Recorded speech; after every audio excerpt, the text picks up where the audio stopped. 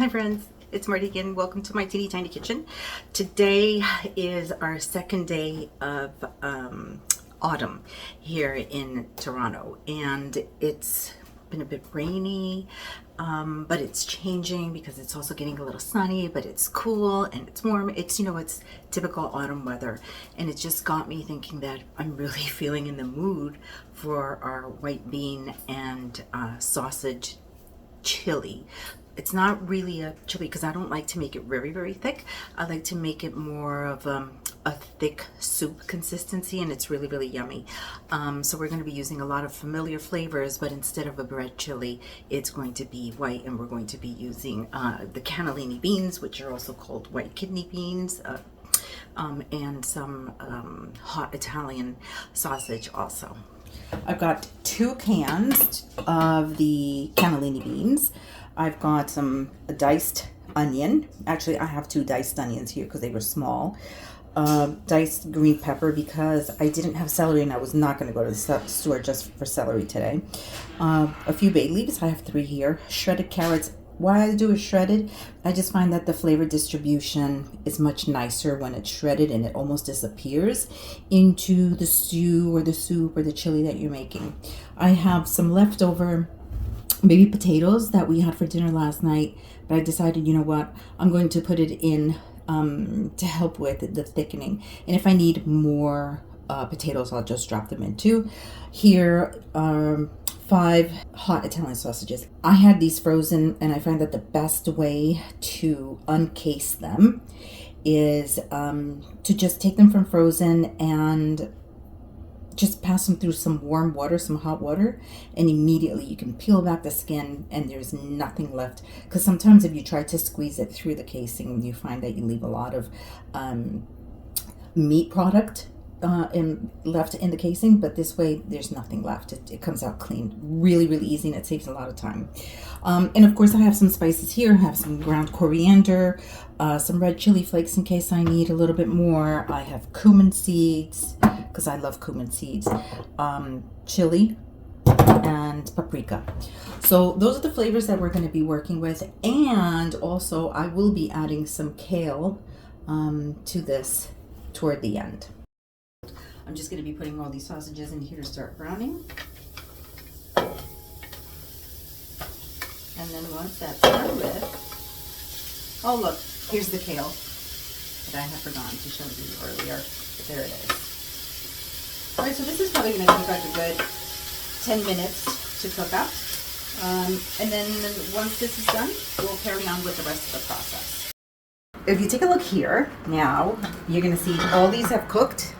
And what I've left with is quite a bit of layer of fat that was rendered from the sausages. So I'm going to remove these from the Dutch oven and set them aside, and then I'm going to start sauteing all the veggies, and I'll show you all those steps on how delicious this is going to come out.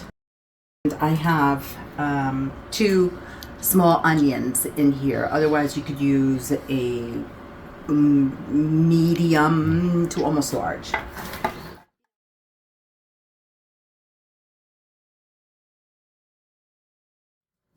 So that was plenty of fat that was available in order to saute the veggies. And you know what, don't be surprised if I might even need to add a little bit of olive oil to this eventually, because I have a lot more veggies to put in, and I have the spices that I need to toast in here also.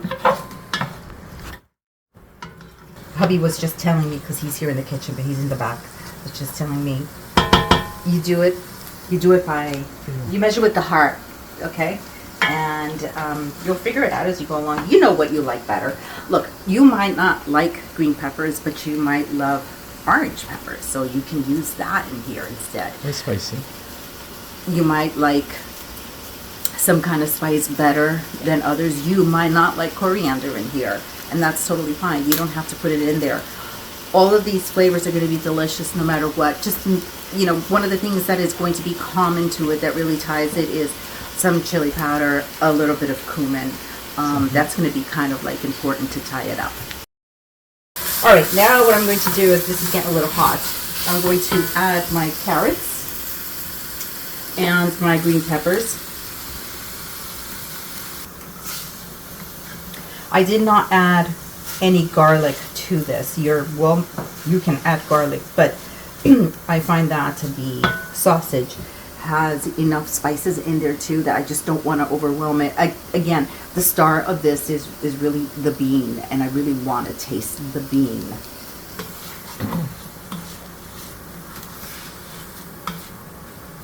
All right, so we're going to let that cook down, and that's probably going to take me like about 7 minutes, and then we'll start adding in the spices and get them roasty toasty in here too. So now I'm going to add some cumin seeds because I really like cumin seeds. You can add cumin powder, but I love these and I have them, so I might as well use them.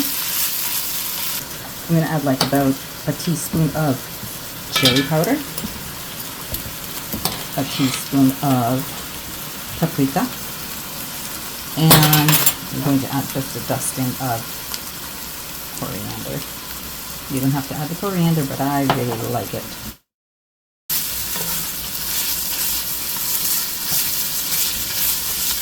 And if you like fresh garlic, this would be the point where you would add your fresh garlic also. Okay, at this point now, I'm going to add back my sausages. My 2 pans of panarini. Because I want the kale to cook up nicely, I'm going to add that in now. Kale is pretty hardy, and you can add quite a bit to this, and you'll see that it'll hold up very nicely. And now I'll add in as much broth as I can handle. I'm adding chicken broth to this. Because it's not vegetarian or vegan, I'm adding chicken stock.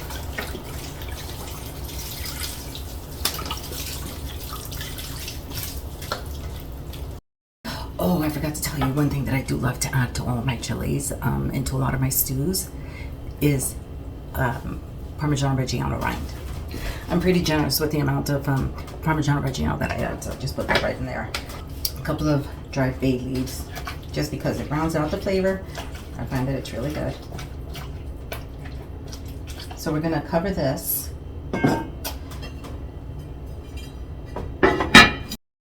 So now we're going to go on to the focaccia. Now I have fresh yeast here, and that's why I'm so excited about this, because it's same day focaccia. Excuse me while I rip this open. There. And I think the secret to making the same day focaccia is using fresh yeast. So I'm really excited about that. So I'll tell you very quickly what the ingredients are.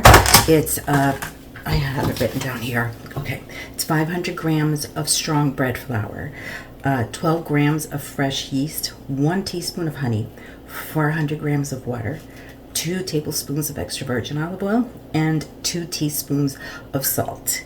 And the first thing that I'm going to do is I'm going to take 12 grams of yeast and with the honey and feed that into the water and let it dissolve while I get the other ingredients ready. It's my first time working with fresh yeast, so I don't know how much that's going to be. Let's turn this on first. I'm on grams there, so that's 5. 12 grams of yeast. I've got 400 grams of water here, which turns out to be 400 milliliters. Anyway, and I'm going to give this a nice little stir. 1 teaspoon of honey. Hopefully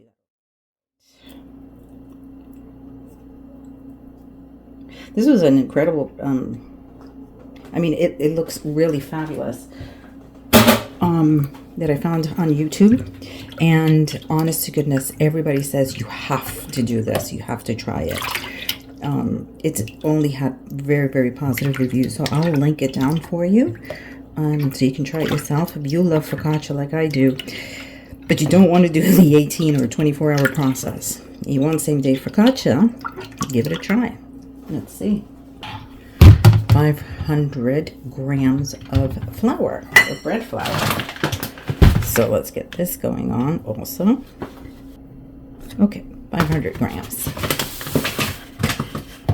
And now we're going to combine all of this and add the oil and the salt later, not right now. Okay. Now we're going to mix it all up.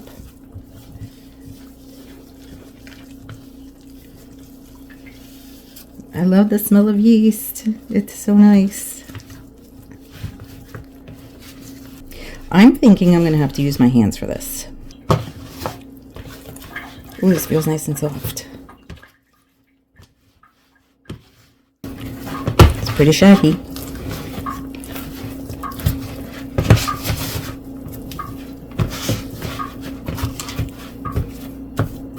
Okay, that looks pretty good. Now I'm going to add in the salt, 2 teaspoons. And, okay, I'm going to have to clean up my container, my olive oil container. Oh, it's 2 tablespoons of extra virgin olive oil. Okay. Give it a good stir.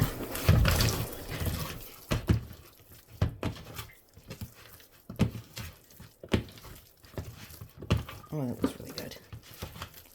I'm not afraid of using my hands, so I'm just going for it with my hands. I hope you all don't mind. I just find that everything tastes better too.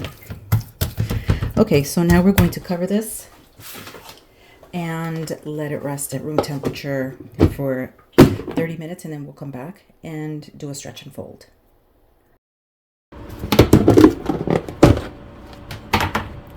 All right, that's what it looks like. It looks pretty shaggy. I'm going to actually use a spoon, but I'm going to wet it a little bit just to make the process easier. Because she did it with a spoon.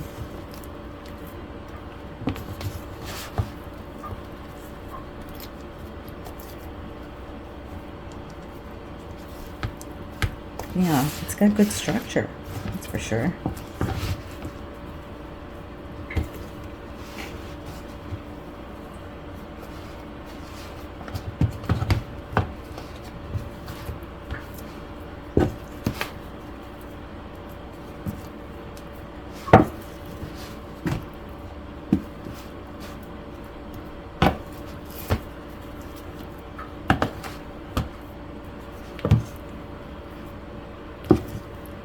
Look at that, it doesn't stick. It's pretty good. Okay, we're gonna leave it there and let it rest for another hour. Hopefully she'll double in size, and then we'll take it to the final pan. Okay, there we go. Before I taste it, I'm gonna give it a good stir. Now look for the cheese rind that was in here. Oh, here it is. So here's a big cheese rind, and it'll just continue. It's really nice and soft. So this is something that you've met Sage before. Sage and I absolutely love it. Absolutely love it. So I'm going to give it a little taste.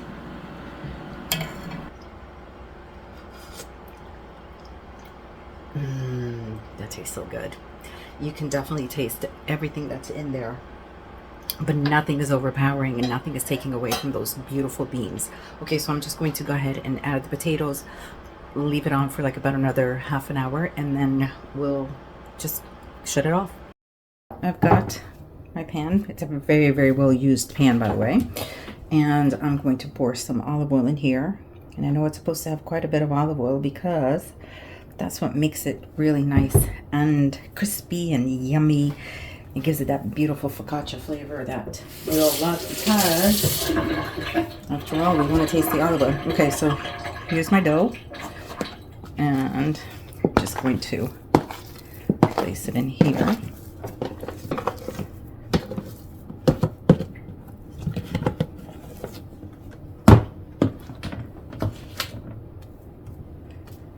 Oh, it's nice and fluffy.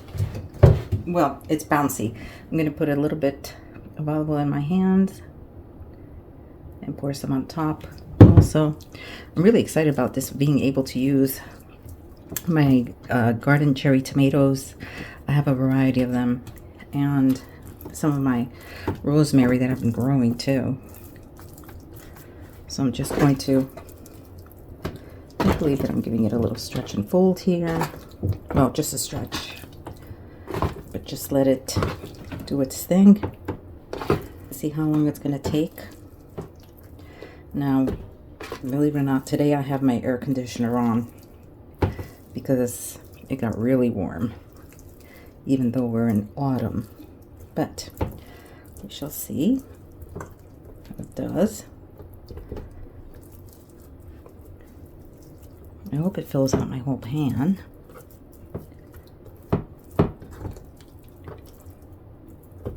Oh, it's starting to bubble. Look at that. How fun is that? Same day focaccia, and it gets really great reviews, so I'm really excited about this. Can't wait to see what happens.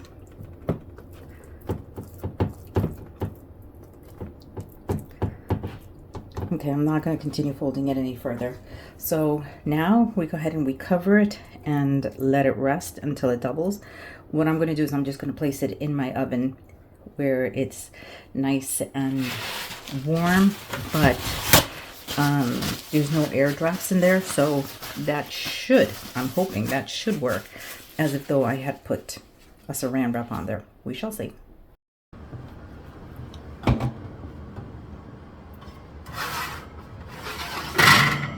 Ooh, she looks good. She's got lots of bubbles. I think she's ready for action. I have to preheat my oven as high as I can, but because I do have little cherry tomatoes, I think what I'm going to do is just put my oven at 425. Cut up these little tomatoes so that I can put them cut side up. Before I put these on here, I'm going to sprinkle them with a little bit of salt, just so that they can start releasing some of their flavor. I have one more little errant tomato here that I'm going to go ahead and put on there. So I'm going to go ahead and with clean hands put a little bit of olive oil on my hands and just make some dimple surfaces for this. Look at how she's bubbling up already. It's a beautiful thing. First, I think I'd like to put a little bit of rosemary. You can go ahead and put any herbs that you like. It doesn't have to be rosemary. I have thyme that would be lovely. I've made focaccia, not this one, but I've made other focaccias with thyme, and it's absolutely delicious.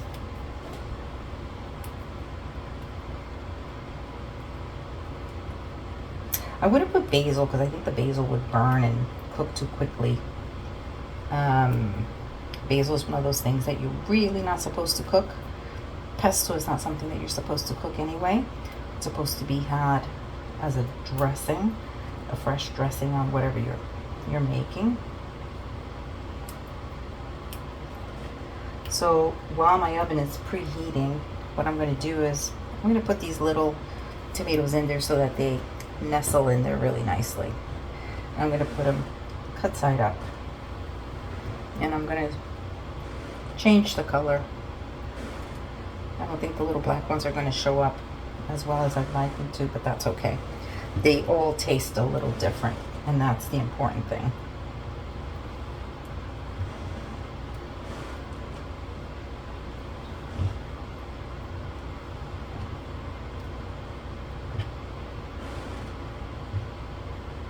And then what I'm going to do is let this rest on my counter while the oven warms up. And I think that each little tomato is going to find its own little nest in here in which to cook itself in. I think it's going to be lovely. Oh my goodness, I can't believe this challenge of actually making same day focaccia.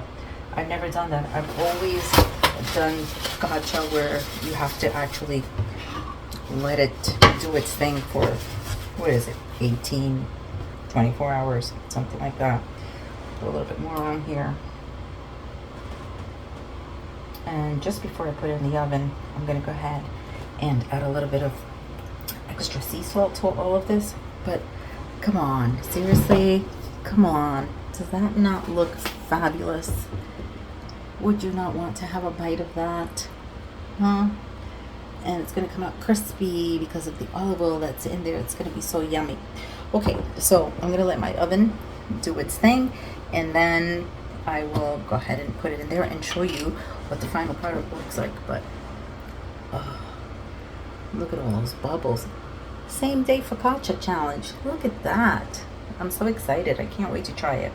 I can't wait to share with you what it looks like. Just look at that. Look at all those bubbles growing on there. She's beautiful. So my oven has reached temperature at 425. You can actually go higher, but I'm just a little afraid because the recipe that I found online did not have any tomatoes or any herbs or anything on there.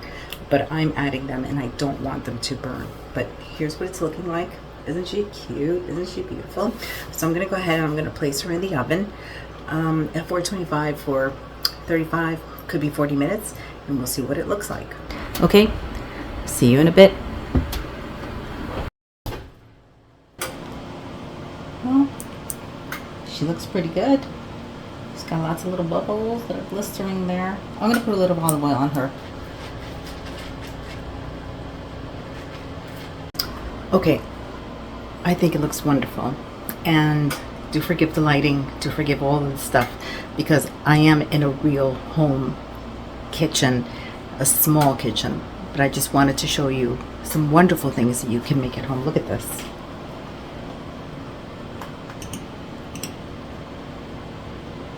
She's beautiful. I'm in love.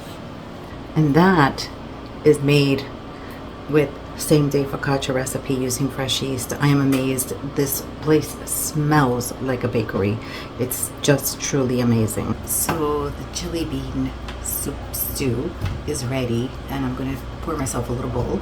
I'm going to cut it into that same day focaccia and see how that tastes. So let's go ahead and pour this. Oh, see, this is the consistency that I really like.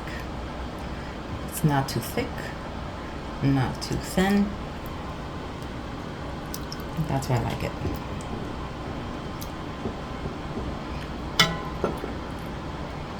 And give myself a little bit of the sausage.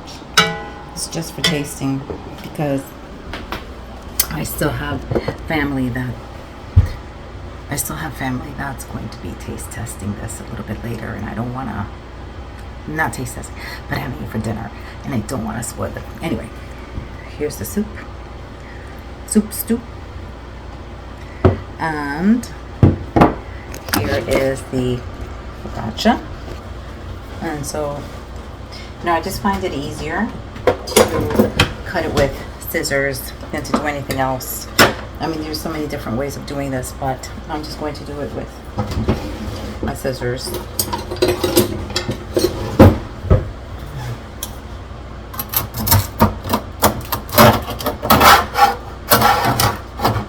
Lifting nicely because I let it rest for like a good 20 minutes, 25 minutes, something like that.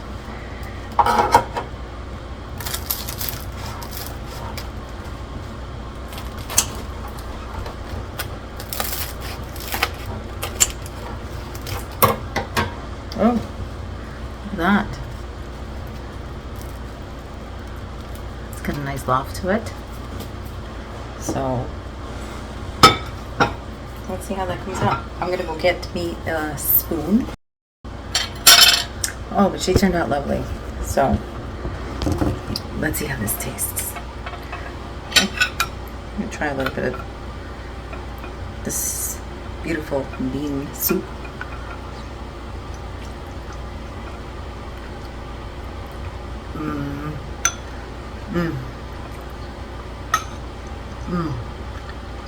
Okay. Try a little bit of this focaccia too.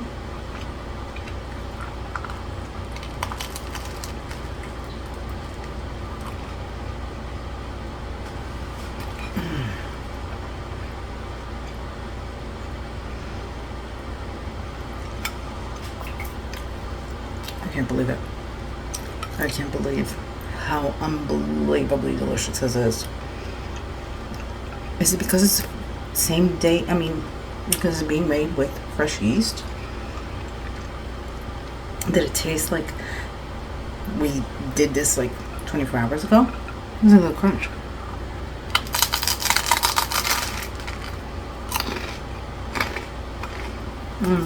Okay. I probably look disgusting on the screen right now, but I don't care. You have to try this. This is so good. Okay, let me try this. Let me know what you think. I'm going to link the focaccia recipe, but the chili soup, I'm sorry, the white bean chili soup stew that I made, that one's mine. See? It's nice and light. It's not thick. I don't like thick chili. Till next time, friends, thank you for being here with me. I hope to see you soon and that I can share some new recipes and new ideas with you.